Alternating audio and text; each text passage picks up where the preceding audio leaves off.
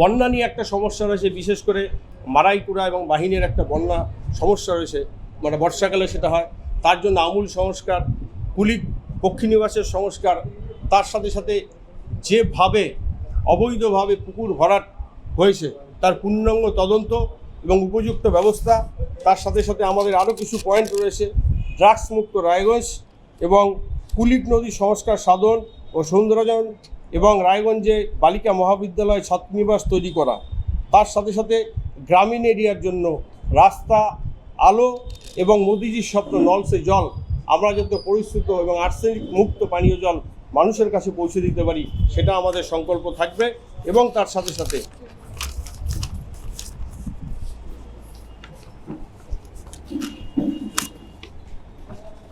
রায়গঞ্জে ল কলেজের মতো আমাদের একটা শিক্ষা প্রতিষ্ঠান তৈরি করা এবং শ্মশানঘাট এলাকার ব্যাপক সংস্করণ, এবং তার সাথে সাথে আপনার রায়গঞ্জ যে আমাদের জেলা সদর, সেই জেলা সদরের জন্য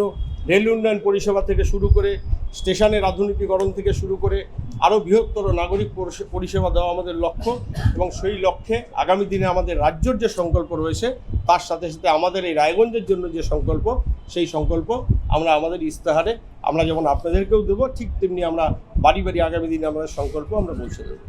বলছি 84